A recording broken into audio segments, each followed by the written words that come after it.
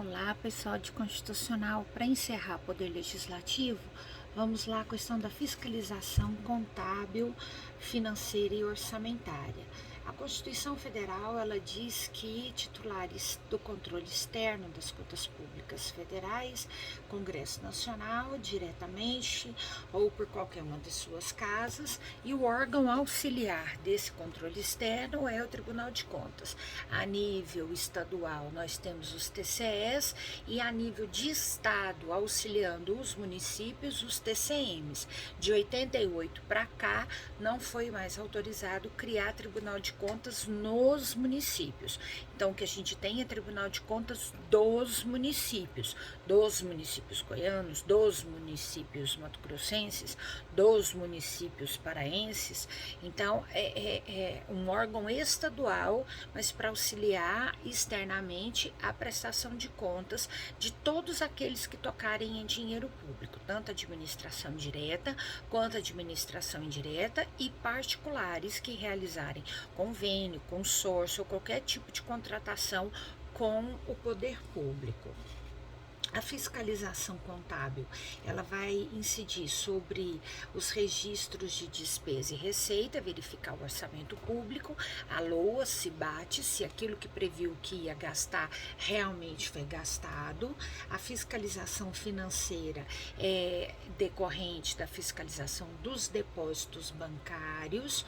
A fiscalização orçamentária é das próprias leis orçamentárias, a PPA, o PPA, a LDO e a LOA. A fiscalização operacional incide sobre a execução das atividades administrativas em geral.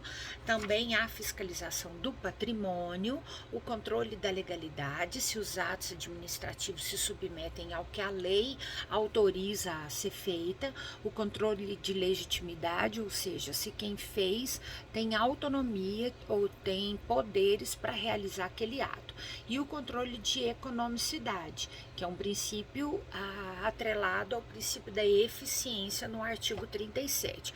Então, quanto mais se fizer gastando menos, mais eficiente e mais econômico será a realização daquela obra. O artigo 71, ele fala que o controle externo a cargo do Congresso será exercido com auxílio do Tribunal de Contas. E aí o Tribunal de Contas é um órgão auxiliar, mas sem hierarquização.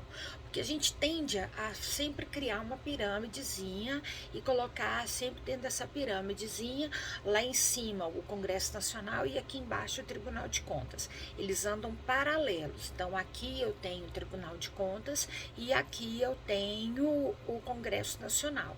Então não há hierarquização entre Congresso Nacional e suas casas e Tribunal de Contas. As apreciações, as decisões são decisões administrativas. Por mais que se fale em jurisdição, mas é jurisdição administrativa, não são decisões judiciais. Então, todos os julgamentos feitos pelo Tribunal de Contas são julgamentos administrativos. E aí, ao longo dos incisos, vai se falando sobre as ações que os tribunais de contas eles vão fazer, eles são obrigados a cumprir dentro do órgão de fiscalização. Eu estou aqui olhando uma anotação aqui no artigo 75, falando sobre os tribunais e conselhos de contas dos municípios. Há uma tendência de fechar os tribunais de contas municipais e concentrar todas essas contas nos tribunais de contas estaduais. Trazer esses quadros que são os servidores, né, de carreira que estão trabalhando nos tribunais de contas dos municípios, haja vista que é um órgão estadual da mesma forma, e levar isso para o TCE, ficar só na estrutura de TCU e TCE. Isso é uma tendência, é uma discussão que ganha corpo tanto no direito constitucional como no direito administrativo.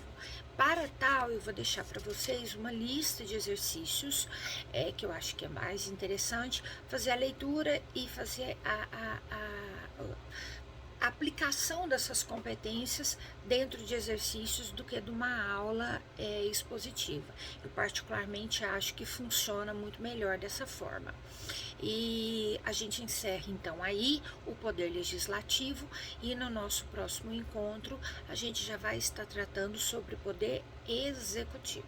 Muito obrigada pela atenção de vocês e até mais. Tchau, tchau.